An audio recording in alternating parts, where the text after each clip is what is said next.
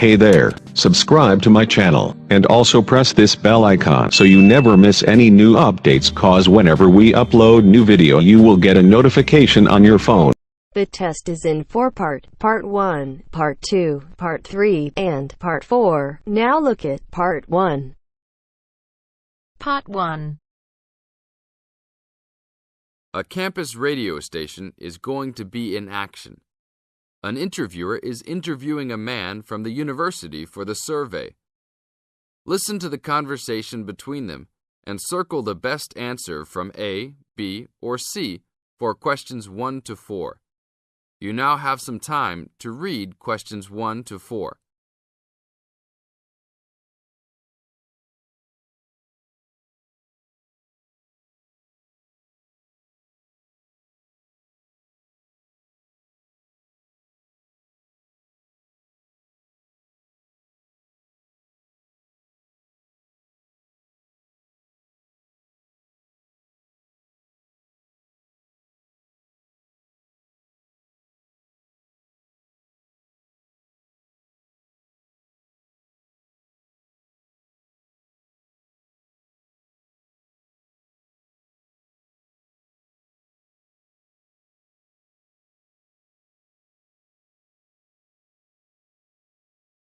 Now, we shall begin.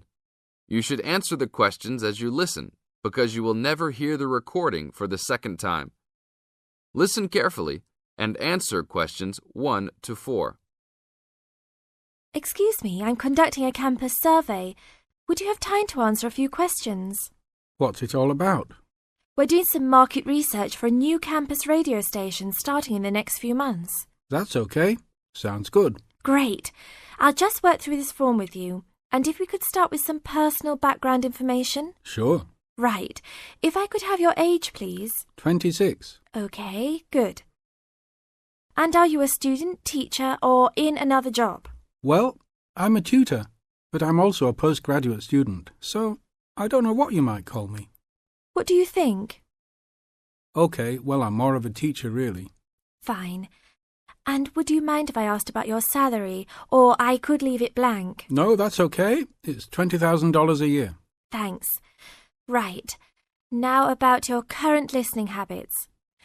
What would you say is your main reason for listening to radio? Well, I'm usually busy during the day at work, so I usually only listen to the radio at night. It helps me relax and unwind, even if I'm studying. Good. And how many hours a day on average do you listen to the radio? Well, not a lot really. I'd say just over an hour all told. Now you have some time to read questions 5 to 10.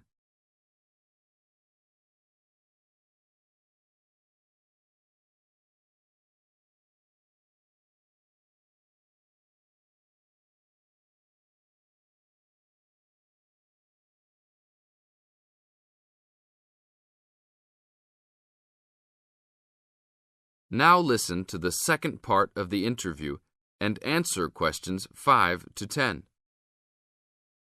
So, what are the 2 main times of the day that you listen to the radio?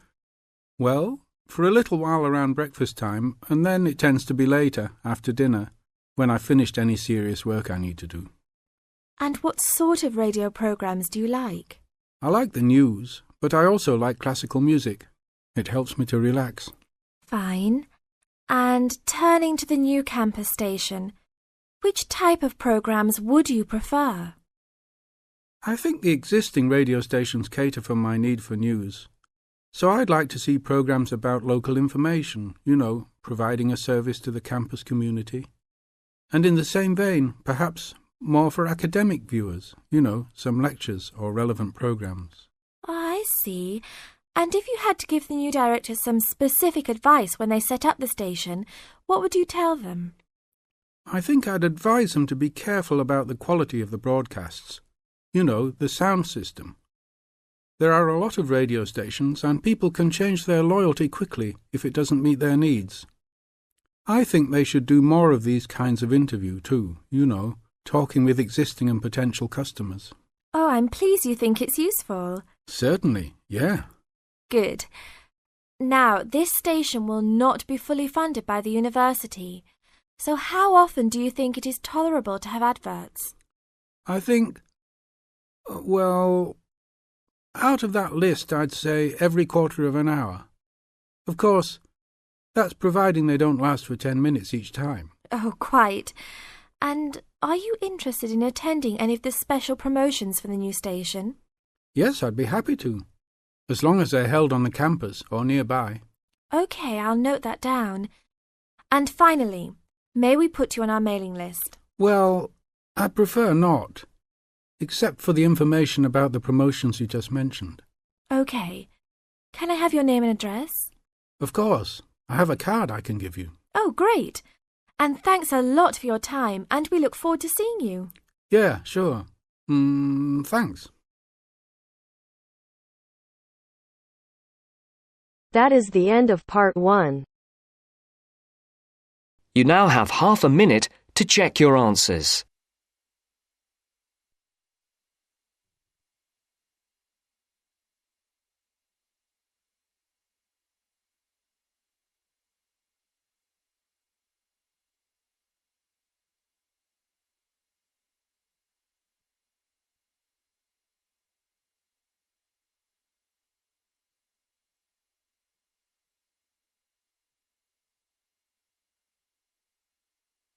Now turns to part 2. Part 2. You will hear part of a talk about attending a science festival. First, you have some time to look at questions 11 to 16.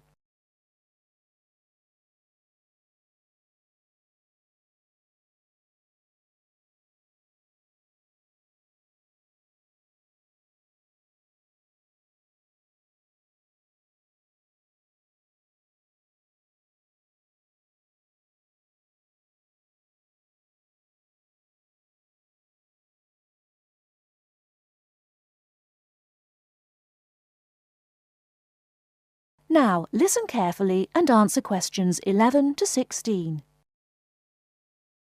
Now, I think nearly all of you have received confirmation of your school placements for next term, and as part of your activities, we will be asking you to take responsibility for promoting a school visit to the Norchester Science Festival. Of course, the head of science at your school will be aware of the festival and should have all the details of it, but all the heads of science at your schools will be looking to you to be the main organiser and motivator of a visit to the festival. They'll give you the documents you need. We hope that you will motivate pupils at your schools to take an interest in the festival. It runs for 3 days. There are day tickets and special 3-day tickets, and schools have the extra option of a 2-day ticket. We hope you will encourage your pupils to visit it on 1 or 2 days. But most important of all, we hope you will use the festival to generate a lively interest in science that will last all year round and provide the school with a lasting benefit. This will, with luck, lead to improved examination results in science subjects. And let's not forget, we hope your pupils will have a lot of fun too. Needless to say, your performance in achieving these aims will count towards your final exam grade at the end of the year. Now, let me just say a few words on why a science festival. Science is part of our everyday world in a way that is different now from before. Of course, we are used to having the benefit of scientific inventions. We are used to the aeroplane, the motor car, the space rocket, and so on. But now we live in a truly scientific age, which means one where inventions and improvements are matters of routine rather than occasional and unusual events. We have become a really scientific society. Yet we find that we are failing to interest and enthuse the young in this. Fewer young people are choosing to study science at school after the age of 16, and even fewer at university. As a result, we have fewer teachers coming into schools to teach science. And many science teachers are not teaching their specialism. For example, I know of several cases where maths is being taught by biologists and chemistry is being taught by physicists. We urgently need another 3,000 science teachers in England at least. That's why we look to you, the science teachers who are starting off your careers, to inject enthusiasm and wonder into the study of science, and we hope the Norchester Festival will help you to do this. Before you hear the rest of the talk, you have some time to look at questions 17 to 20.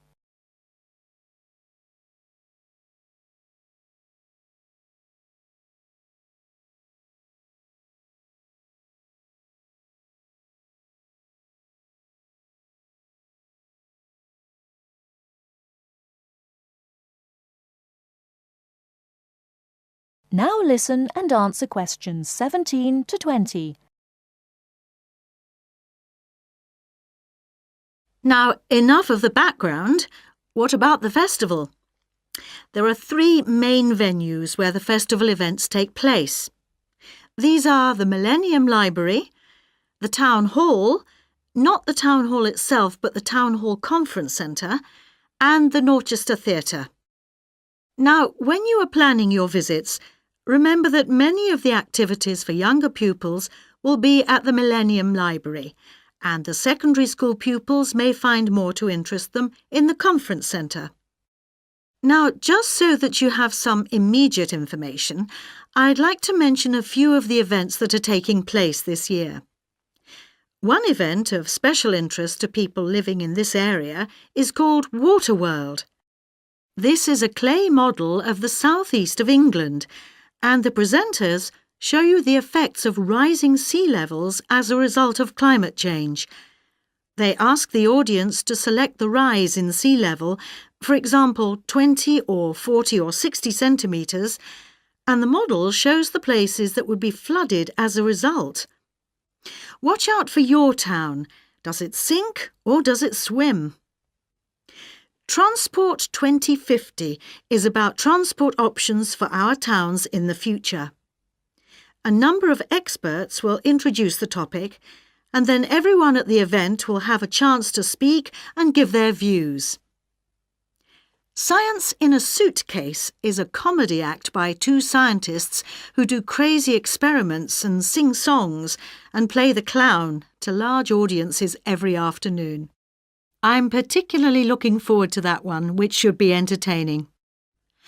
Ropes and Hangings is an interactive event which will be of interest to young people, in which, after experimenting with ropes and bricks, they build a real suspension bridge. That kind of hands-on activity is always really popular. And, appealing to a different audience, there is Paper and Time, in which some experts will be showing us the techniques they use for the conservation of ancient books and manuscripts. This will obviously not be for everybody, but it should be interesting just to see how they do it. Now, let's move on to tickets and transport to the festival. That is the end of part 2. You now have half a minute to check your answers.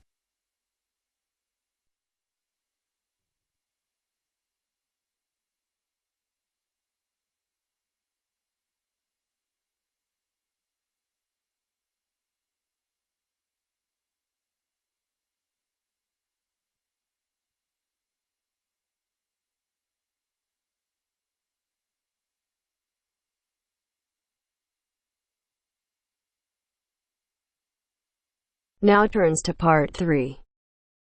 Part 3. Richard Murray, a zoologist and popular TV personality, has been giving a talk on endangered species of wildlife to members of the Young Conservationists Association in a small town in the south of England. Listen to the extract from the discussion he had with 2 of the young people after his talk. First, you have some time to look at questions 21 to 25.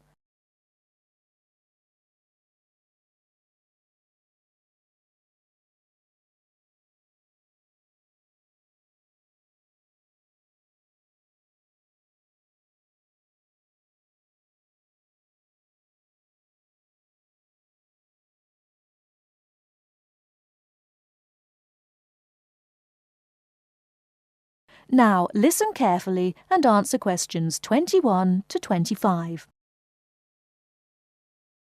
What would you say, Mr. Murray, are the main reasons that so much of our wildlife will have died out by the end of the next few decades? Well, Tony, we can't of course rule out the effect of urbanisation due to the spread of population, but apart from that, I believe there are two reasons which, in a way, are like the opposite ends of a piece of string. If you tie a knot in that piece of string, you end up with a circle, and whichever way you go round, it's going to turn out to be the same. I don't think I quite get that, Mr. Murray. Well, let's put it another way. It's rather like a film. You've got the good guys and the bad guys. They're pulling in opposite directions, but when it comes to the final showdown, it's hard to make out which is which. What are your two reasons, Mr. Murray? I call them greed and caring. Greed and caring? Yes, I know they don't seem to have much to do with one another, but think about it. The motive of greed is pretty obvious. In the course of the next few months, thousands of baby seals will be bludgeoned to death before they're even weaned from their mothers. What for? For the sale of their skins at inflated prices to please the vanity of a few and line the pockets of the killers. Crocodiles will be slaughtered to provide shoes and handbags for the rich. Gorillas, tigers, leopards and rhinos will be hunted for senseless sport or poached in defiance of regulations. Their skins, their horns, and their magnificent heads will be used as trophies to decorate someone's living room floor or walls. That's terrible. Yes, but it's not all.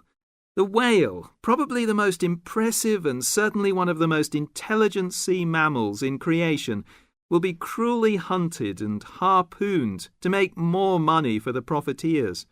The dolphin, the sailor's friend, will be indiscriminately battered to death at so much a head on the grounds that it is taking away the livelihood of a few fishermen by consuming the fish in its natural habitat. But surely, Mr. Murray, we do have to keep warm. We need whale oil and ambergris. Fishermen have to make a living. Part of what you say is true, of course, Tony, but we shall have to enforce far stricter controls if future generations are not to find themselves in a world devoid of wildlife as we know it. Well, I see what you mean about fur coats and crocodile handbags, Mr. Murray, but I don't understand what you mean by caring. That can't be bad, surely. I mean, I thought we were supposed to be living in a caring society. Well, so we do, in a way. The trouble is, there are so many well-intentioned people who start out with the best possible motives of trying to protect or immunize us from this, that, or the other in the most effective way at the quickest possible rate. But in their enthusiasm, they lose sight of the long-term consequences. It's only very gradually that the danger to other forms of life, including humans, comes out. Not to say leaks out, and by that time it'll probably be too late to do much about it. Take insecticides, for instance. But Before you hear the rest of the talk, you have some time to look at questions 26 to 30.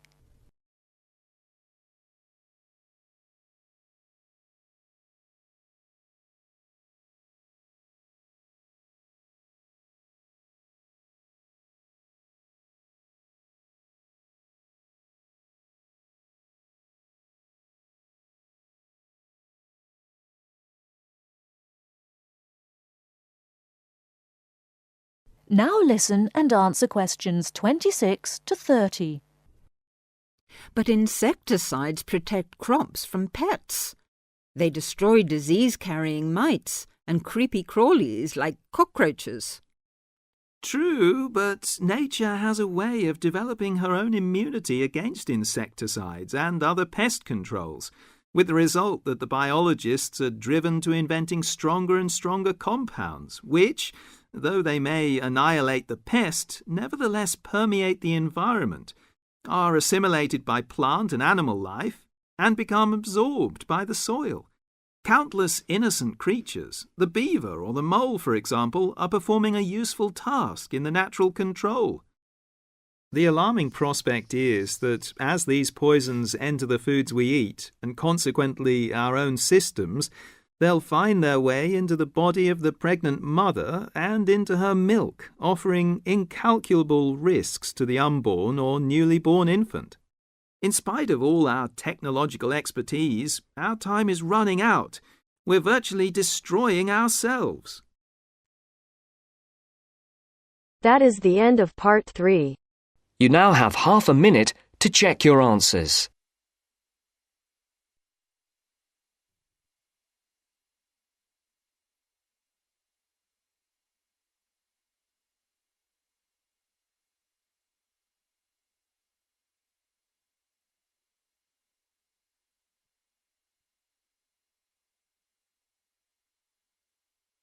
Now turns to part 4. Part 4. You are going to hear a talk given by Jim Allen. He is going to share some of his findings of his research. Now you have some time to look at questions 31 to 40.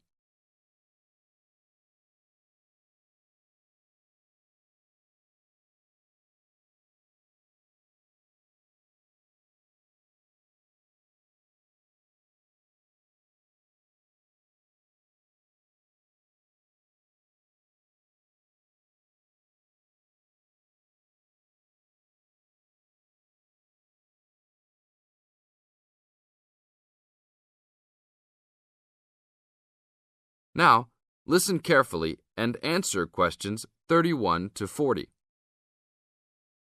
Good morning. Today we'll be hailing from Jim Allen, who will be sharing some of the findings of his research project from last term. Jim. Thanks. Well, to start with, a little bit of background about the project. As you can see, our title is something that is relevant to everybody in this part of the world: water safety. These days, there's a lot more to water safety because of the increasing number and range of boats and other things people use on public waterways. I'd become interested through reports on radio about the number of incidents involving small powerboats and individual watercraft such as jet skis. It seemed to me that because these craft were essentially recreational and didn't require licenses to use, there was very little opportunity to influence the users towards being safety conscious. So, I decided to make this the focus of the project. For the research, we mainly relied upon talking to people, asking them questions in preference to using a written questionnaire. We interviewed a wide range of people at a number of popular swimming locations over 2 consecutive weekends and asked them what they'd observed or experienced themselves. The respondents were both male and female, but the men were just slightly in the majority. We were pleased with their willingness to talk about the subject, and all told, interviewed 145 people over the 2 weekends. So, what were the findings? As you can see, 86% of people reported having had some type of problem. A surprisingly large percentage, 27%, commented that they had found it necessary to shout at an offending powerboat, but the main type of problem was the deafening sound that some of the boats made. On occasions, this led to swimmers deciding to move to another location. So what strategies did people adopt to ensure their own comfort and safety? Let's have a look at the figures. First, it was noticeable that there were often distinctly different answers between men and women. It was mainly the women, for example, who said they should try to choose places where boats couldn't go, whereas it was usually the men who said you shouldn't have to move if you were there first, so you should shout at them if necessary. Both men and, it was women who said you should call the authorities if the situation gets too dangerous or the powerboat drivers are acting irresponsibly. Then, I had thought it would be mainly women, but both sexes made the point that above all, it's important to get children away from any possible danger. Men were very aware that jet skis could be unpredictable in inexperienced hands. They also made the point that it's much safer to have your car nearby and clearly visible to any watercraft if you're swimming in a relatively remote spot. Finally, wearing visible clothing, men didn't think it was quite as important as women, but both gave it a high safety rating. When we asked them what they thought the government should do to help solve the problem,